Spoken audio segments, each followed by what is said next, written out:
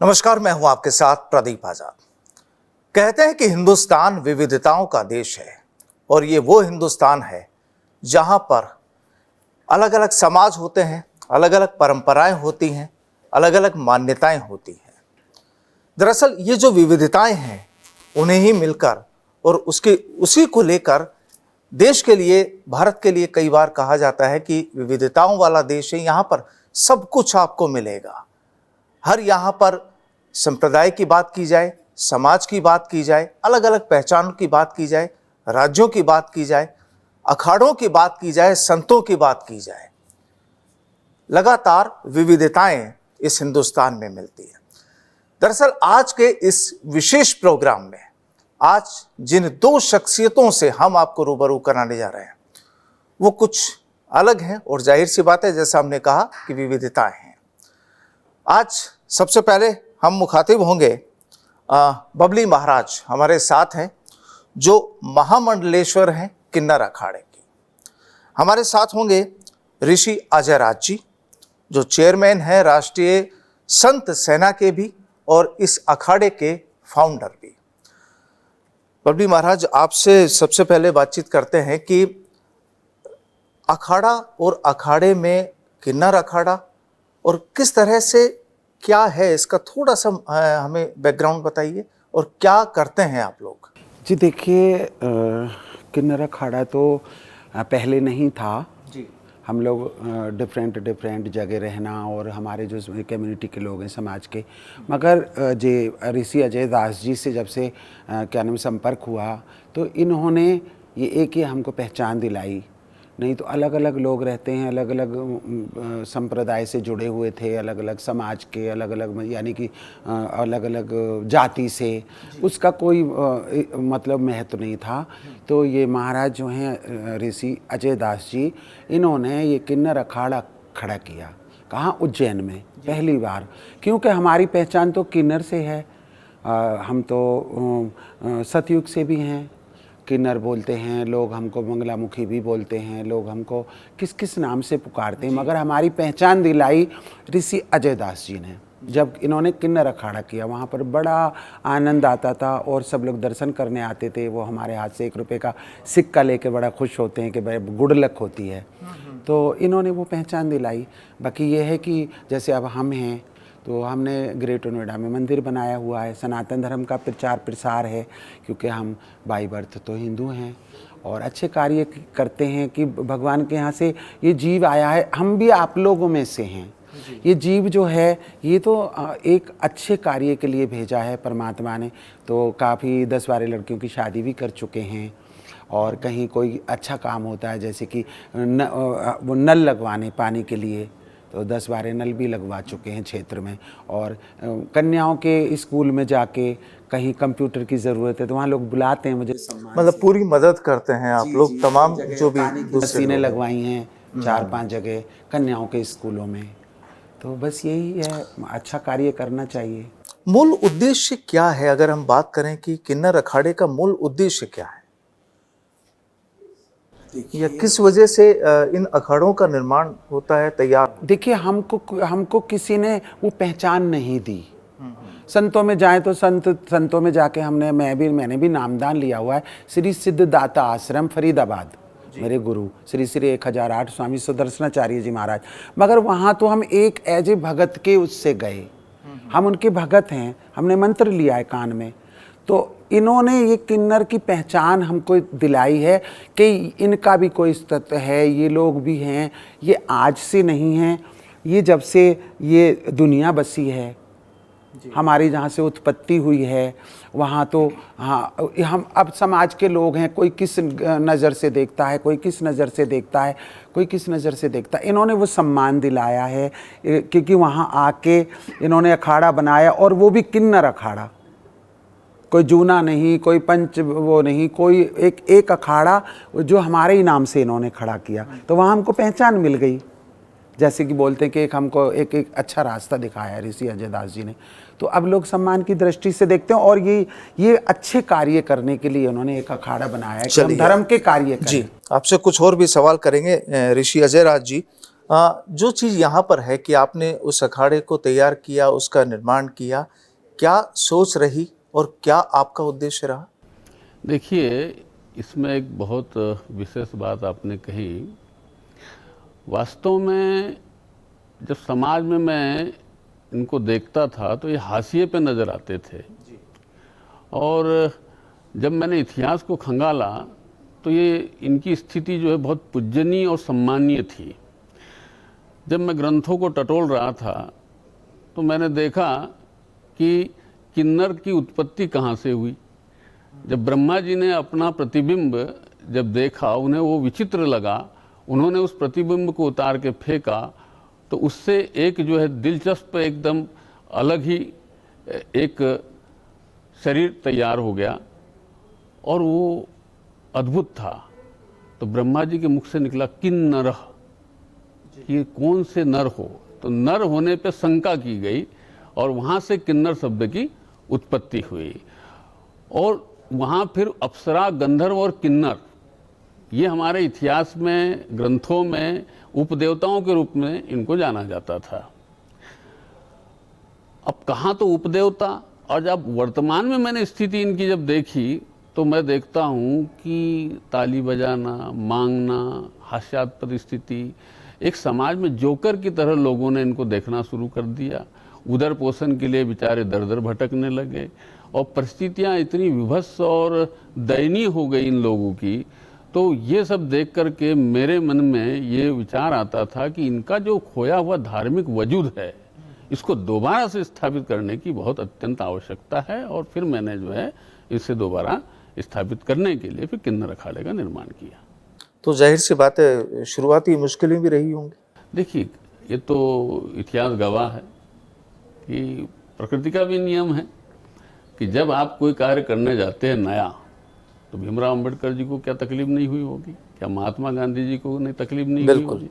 तो ये तो सनातन परंपरा रही है, ये प्रकृति की देन रही है कि संघर्ष तो प्रकृति का नियम है और वो सब करना पड़ता है। लेकिन फिर भी आप का जो उद्देश्य था, आप वहाँ तक पहुँचे, किन लोगों का क्या साथ मिला, इन लोगों ने शुरुआत में किस तरह से आप लोगों के साथ जुड़े, मदद की? देखिए, सबसे बड़ी चीज़ तो मेरे लिए जिज्ञासा का विषय था और मैं बचपन से ही ये समुदाय जो है मुझे आकर्षित करता था जानने के लिए, जिज्ञासा भरे नज़र से कि ये है क्या। तब फिर मैंने इनके ऊपर रिसर्च करके एक पुस्तक लिखी, किताब लिखी, जिसका नाम था तृतीय प्रकृति, थर्ड नेचर। क्यों? क्योंकि प्रकृति में देखिए 3 नेचर होते, चाहे साइंस के हिसाब से भी हम देखें या नेचर के हिसाब से भी देखें तो 3 प्रकृति होती है। इलेक्ट्रॉन, प्रोटॉन है तो न्यूट्रॉन भी है। तो न्यूट्रल जो मैंने देखा, कार में आप देखिए गियर जो है न्यूट्रल गियर भी होता है।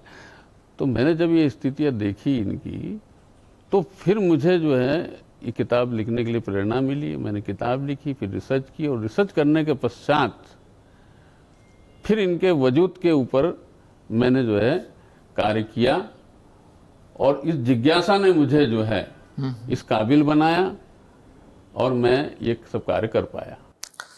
ठीक है बबली महाराज जी, यहाँ क्या मानते हैं कि आज इस समाज में किन्नरों की अगर हम बात करते हैं तो किस पोजीशन में है, कितना तादाद होगी और किस हिसाब से जो जीवन यापन, चूँकि जो आमतौर पर देखा जाता है कि बधाइयाँ लेने जाते हैं, आपने बताया सिक्का देते हैं, तमाम तरह की जो प्रक्रिया है, कितना क्या कुछ देखते हैं, किस हिसाब से समाज में आज स्थिति है? देखिए, समाज के लोग तो हमको शुभ कार्य में हम लोग जाते हैं, तभी तो मंगलमुखी कहलाते हैं। मंगल कार्यों में जाने के लिए तो कुछ लोग हमको मंगलमुखी भी कहते हैं कि भाई हम लोग सुबह उठ के यही कहते हैं भाई किसको भगवान शादी हो या बच्चा हो, हम किसी का अनहित नहीं चाहते हैं, अनहित नहीं चाह सकते हैं। हमारे समाज के लोग उसका हित चाहेंगे, जजमान को दुआएं देते हैं, क्योंकि वही सब कुछ तो आप ही लोग तो सब कुछ देते हो। हमारे जो जीवन यापन चलता है वो कहाँ से चलता है? अभी तो हम लोग कोई बैंक में नौकरी नहीं कर रहे हैं, हम तो आप घरों में से यही हमारे जो ये कार्य है बड़े बूढ़ों से चला आ रहा है, तो वही खुशी से अपना देते हैं आप लोग। बाकी उनको दुआ आशीष दे के आते हैं। लोग शुभ समझते हैं कि हमारे कदम बहुत से बड़े बड़े नेता, अभिनेता, मंत्री वो इसलिए हमको मान देते हैं कि ये हमारे को अपना आशीर्वाद देंगे। ये आशीर्वाद क्यों लेना चाहते हैं कि जब भगवान राम वन को गए थे तो नर नारी लौट जाओ, भगवान राम ने बोला था। और हम लोग तो तीसरी का उससे थे, जाति से, तीसरे उस समाज के लोग थे, तो हमको तो आदेश ही नहीं दिया था। हम तो वहाँ सरयू नदी के किनारे झोंपड़ी डाल के, हमारे जो पूर्वज थे वो वहीं अपना जंगलों में कंदमूल खाते रहे और रहते रहे। जब भगवान लौट के आए तो अरे मैंने तो आदेश दिया था नर नारी चले जाओ मेरे भ्राता भरत के साथ में, आप कौन लोग हो? तो प्रभु हम तो तीसरी जाति के लोग हैं, हम मंगलमुखी हैं, आपने हमको आदेश कब दिया था? हम तो ना नर हैं ना नारी हैं। तो बोले जाओ, मेरा ये आशीर्वाद कलयुग में भलीभूत होगा। आप जिसको आशीर्वाद दोगे मन से वो आपका उसको फलेगा, मगर मन से दोगे। किसी को ये नहीं कि बधाई लेने जाते हैं तो किसी को जबरदस्ती। कहाँ पाते हैं आप अपने आप को आज की स्थिति में, आज के माहौल को देखते हुए? जी हम जी देखिए, अब जैसे मैं हूँ, अब सबका तो नहीं कह सकते हैं, जैसे मैं हूँ, मुझे 25-30 साल हो गए हैं, मैंने अपने आप को मोड़ लिया है एक सनातन धर्म की तरफ, पूजा पाठ की तरफ। गुरुजी से मंत्र ले लिया और मंदिर बनाने की प्रेरणा तो मेरी तो कोई ऐसी तो बात नहीं है। क्यों?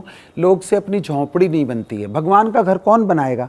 पर उसी गुरु का आशीर्वाद मुझे मिला जिसने मुझे मंत्र दिया, जिनको मैंने अपना गुरु स्वीकार किया, उनकी कृपा से वो इतना बड़ा 300 गज में मंदिर बन गया। सब भगवान विराजमान है, उन्हीं की सेवा। टोटल तादाद कितनी होगी अगर हम बात करें देश में? कुछ कोई ऐसे आंकड़े? एक्चुअली क्या है कि जनगणना तो हुई नहीं है, लेकिन एक मोटा मोटी जो निष्कर्ष निकाला गया और जो एनजीओस हमारे जो काम कर रहे हैं देश में एलजीबीटी को लेकर के, तो लगभग 17 लाख के लगभग इनकी तादाद है हिंदुस्तान। हाँ, पूरे देश में 17 लाख के लगभग तादाद है। और पहले इनको जो है सिर्फ किन्नर समुदाय के नाम से जाना जाता था, फिर एलजीबीटी आ गया और फिर सुप्रीम कोर्ट ने सन 2014 में जो है इनको राइट्स दिए और WHO ने फिर इनको सामूहिक रूप से, क्योंकि ये सब वितरित हो गए थे अलग अलग, कोई एल, कोई जी, कोई बी, तो इनको एकत्रित रूप से उन्होंने एक ही नाम दिया, क्वेर। तो क्वेर कम्युनिटी में ही ये सारे लोग उसमें आते हैं जो है। तो इनकी संख्या ऐसी फिक्स तो नहीं है, लेकिन अनुमानित संख्या इनकी 17 लाख के संग। अब माना जाए सरकार से क्या आप लोगों को मिला, क्या नहीं मिला और क्या मिलना चाहिए? सरकार से बहुत लंबी लड़ाई लड़ी है और सरकार ने बहुत कुछ दिया भी है, ऐसा नहीं कह सकते कि सरकार ने कुछ नहीं किया। सबसे पहले तो निर्वाचन डिपार्टमेंट में पहले स्त्री और पुरुष का कॉलम हुआ करता था, तो थर्ड कॉलम जो तृतीय लिंग का जो आया वो सरकार के प्रयास से आया और कुछ लोगों के संघर्ष के प्रयास से आया। दूसरा जो है आयोग जो है, सामाजिक न्याय कल्याण मंत्रालय ने आयोग की स्थापना की, जिसका नाम उन्होंने जो है तृतीय आयोग कहा, किन्नर आयोग कहा, और वो सेंट्रल में भी बना हुआ है, सेंट्रल गवर्नमेंट का, और स्टेट गवर्नमेंट में भी बना हुआ है। तो अधिकांश स्टेट में वो बन चुका है और कुछ स्टेट में अभी बनना बाकी है। राजस्थान में है? राजस्थान में है जी। तो जो आप लोगों की जो अपेक्षाएं हैं, क्या वो सरकारों से पूरी होती है?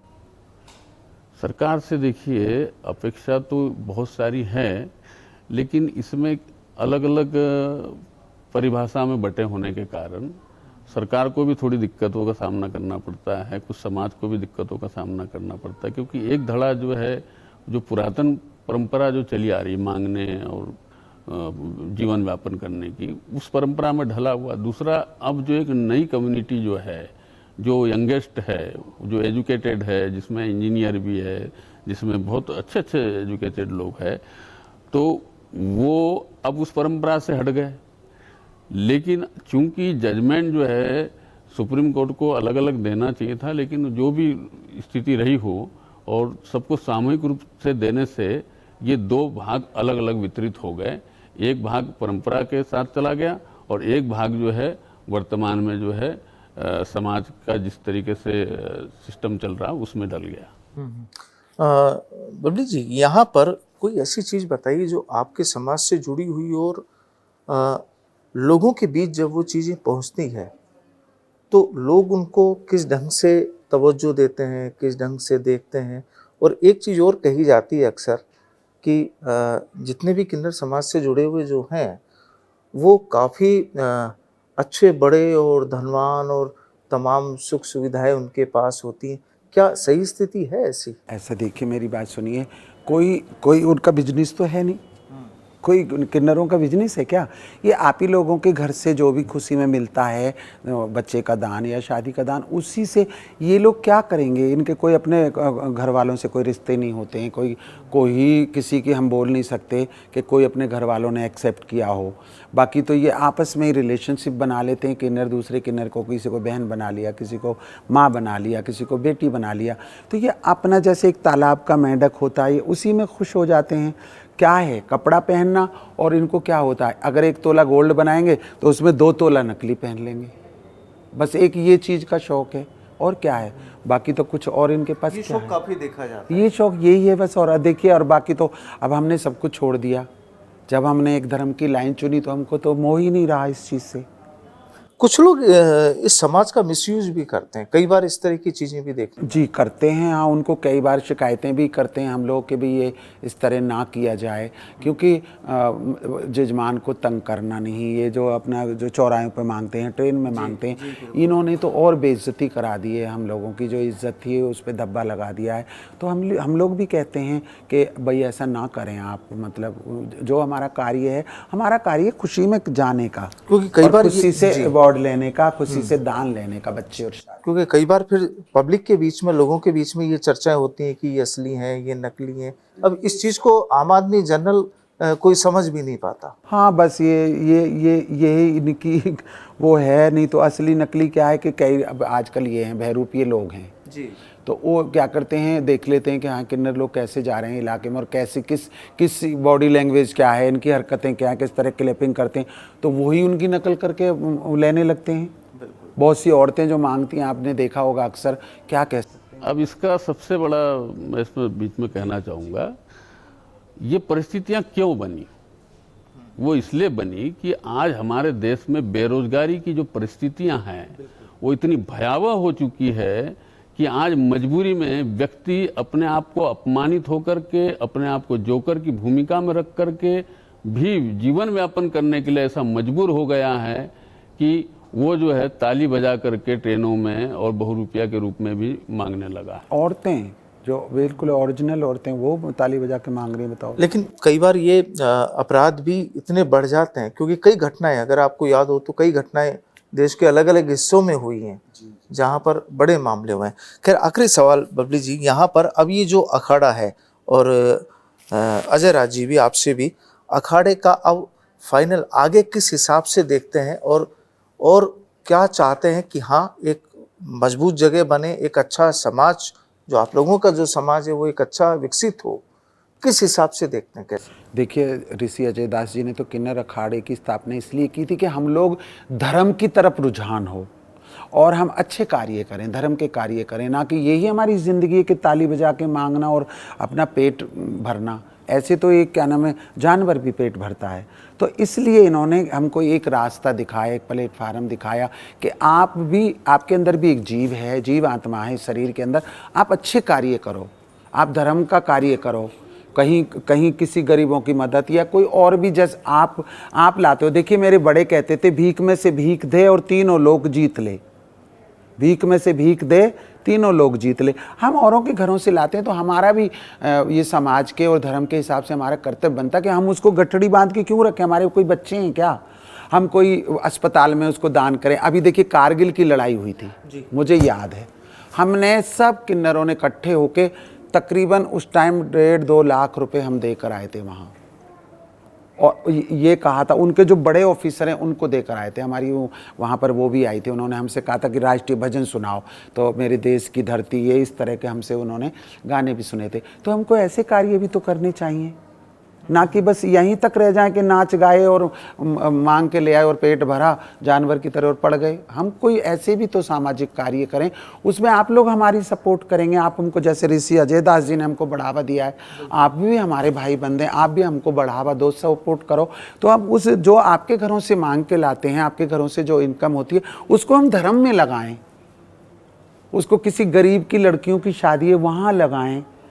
हमने भी इतनी शादियां कर रखी हैं, हम भी देखते हैं, कहीं बड़ा बोल नहीं बोलते।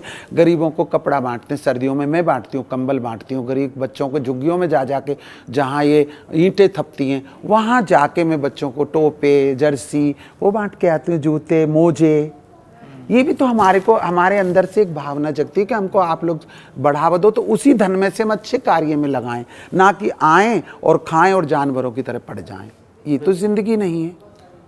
और वाकई माना जाता है कि जब किन्नर समाज की या किन्नरों की जब दुआएं मिलती हैं तो उनकी दुआओं में काफ़ी असर होता है। अक्सर ये कहा जाता है, चर्चाएं खूब होती हैं। और जिस हिसाब से यहाँ पर ऋषिराज जी ने जो अखाड़ा के फाउंडर हैं, उन्होंने अखाड़ा तैयार किया, बबली महाराज उसे संभालती भी हैं और मंदिर बनवा रखा है। और तमाम तरह की जो एक तरीके से मदद, अगर आम लोगों को भी मदद करने की बात होती है तो वहाँ भी ये की जाती है। लेकिन एक बड़ा सवाल ये कि जो भी समस्याएं हैं या जो कद या जो पद या जो प्रतिष्ठा इस समाज को मिलनी चाहिए, शायद सरकार को भी इस बारे में और भी सोचना चाहिए। और लेकिन यही है कि जो चर्चा हुई कि कुछ लोग गलत सोच को लेकर आगे बढ़ रहे हैं इसी समाज में से। अब वो कौन लोग हैं, क्या हैं, उन पर भी जाहिर सी बात है कि जैसे आपने खुद कहा, रोक लगनी चाहिए। हमारे बहुत मेंबर हैं अखाड़े में। महाराज जी ने हमारे श्री लक्ष्मी आचार्य लक्ष्मी नारायण त्रिपाठी हैं और बहुत मेंबर हैं हमारे अखाड़े में जो जुड़े हुए हैं। तो ये अच्छे कार्य के लिए महाराज ने ये संघर्ष किया है और कर रहे हैं महाराज। चलिए, बहुत बहुत शुक्रिया बबली महाराज जी आपका और ऋषि अजय राज जी आपका भी। जय सिया राम, जय श्री